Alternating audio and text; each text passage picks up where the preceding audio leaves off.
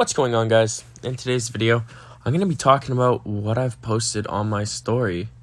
A few weeks ago, I posted on my story, me in the back of a cop car, in the statement, I got arrested. Now, realistically, I did not get arrested at all, but in today's video, I'm going to talk about what happened because I didn't have to sign any non-disclosure agreements or anything, so it's pretty much free access for me to say. So anyway, one day I walked into a McDonald's. Now, there's a McDonald's near where I go to school, and so I walk into a McDonald's, just a random McDonald's that's near there, that everyone goes to. And I'm sitting there, and I have to go take a piss. Now, I walk into the bathroom, and this bathroom at this location itself is well known for being a crack den. You walk in there, and you have the scent of piss, pneumonia, and drugs. That's pretty much what it smells like in there. The other day, no, it was yesterday. I walk in there and I saw a needle right in the garbage can, just sitting there. So you can see where this is going with this story. And so I walk in the bathroom, I look around, try to take a piss, and there's like someone had thrown this toilet paper in the fucking toilet, all this shit in the toilet. And so one of the workers comes in, looks around, looks at me, I look at him, and I'm trying to piss here, and Buddy's fucking interrupting the stream. And so he walks out, I go back out there, order whatever the hell I was ordering. I think I was gonna order a drink, but I had to like sit there for a minute because my phone was gonna die. And so I let my phone charge for a minute, and this guy comes storming out. Now this guy is your run-of-the-mill homeless dude that's on meth. Bro's tweaking. So he goes over, gets a drink, drinks a little bit, gets some more drink, drinks a little bit. And I'm like, okay, this is okay. And then Buddy decides to go sit down. After he sits down, he gets up, and that's when the meth kicks in, bro. Bro starts seeing 3D. He starts seeing 7D shapes or whatever. He starts tweaking out. He's like acting like he's a rock star and all this shit. And Buddy comes swinging around the table and punches out this girl. Bro goes full force at her head. And of course, this girl is what? I think she told me she was 21. And so she's sitting there tweaking the fuck out, crying. And I'm like, okay, this started to scare me too, but after the guy had passed me, because he looked at me when he passed the girl after he had done that to her, he looks at me but didn't do anything to me, and he walks away. So I go up to the girl, ask her if she's okay. She's, of course, not okay. I don't even know why the fuck I'd ask that, but, whatever. She starts crying, and I just try to protect this girl. And so I'm standing over this girl, protecting her from this guy, and of course he has to come and do his statement, which is, you're like 30,000 years old, 36,000 years old, holy shit, I had to kill, blah, blah, blah. Some shit like that. I don't know what he said, but he said something about her being 30,000 years old. And so after that, Buddy goes and gets more drink. But I'm still talking with this girl, trying to calm her down. And by this point, I've called 911. And after calling 911, I proceed to go and walk around. Or not walk around, sorry. After calling 911, I proceed to stand there and wait for this girl or the operator to answer. So the operator answers, and this guy's still tweaking out, but he goes around the table, stands on the opposite side of us, and starts punching the shit out of his hand, tormenting this girl, and then throws a drink at us and storms the fuck out.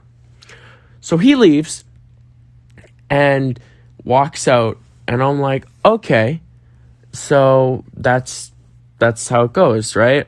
So I have to wait there, call 911 3 times for them to answer, and actually come. Took them 2 hours to come to the area to check on the girl, and then it took the cops an hour to get there.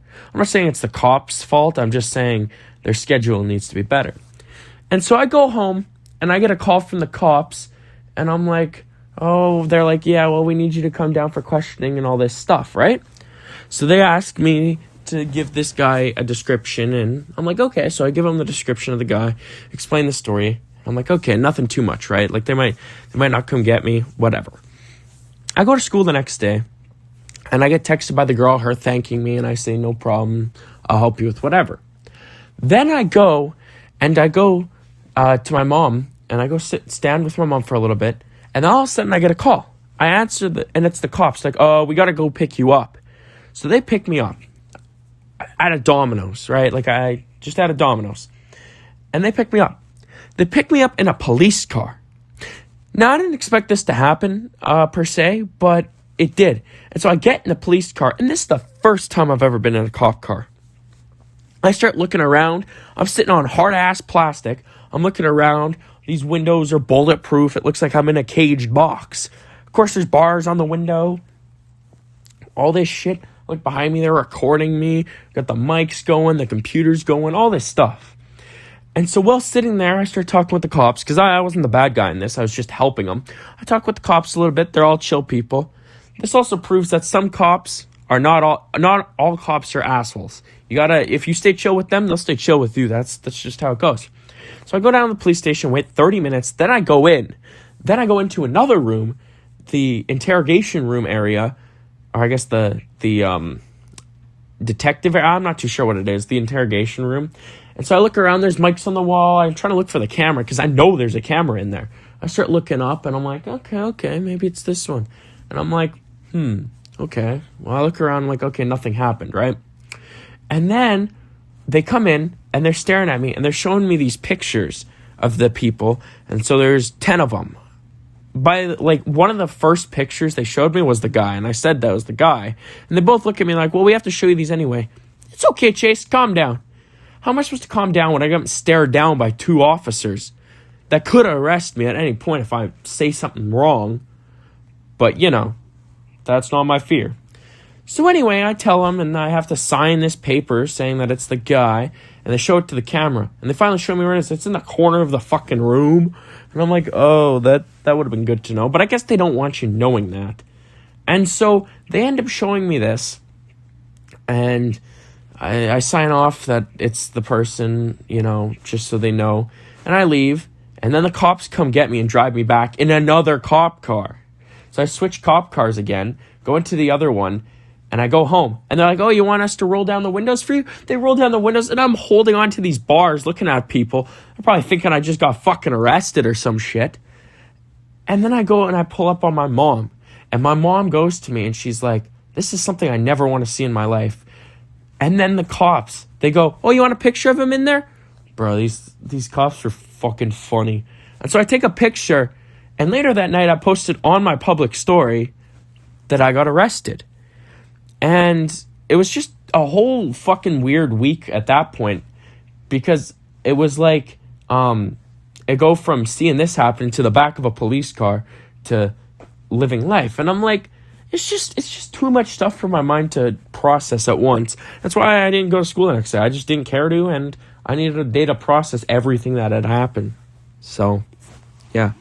So for anyone that was curious of why that I have my profile picture as me in the back of a cop car, or why I just have that, well, there's the story. Thank you guys for watching. And another thing, too, that I think should be regulated more is freaking people on Snapchat. Like, after this had happened, I ended up getting my Snapchat account banned soon after this happened. I was trying to warn people about a drug. I know this is off topic, but it was on the news, and it's the end of the video. Like, I see people sitting there, and like, I'll tag it in the post itself. But there's this fucking chick that will literally post her spitting on her fucking phone screen and go, all right, you guys like that? And guys will literally pay for that shit, dog. Like, what the fuck? But anyway, guys, that's enough of me rambling. Have a great night, y'all. And new videos coming soon, so stay tuned. Peace out, y'all. If you get anyone pregnant, make sure they're hot. That was directed at Gordon. Peace out.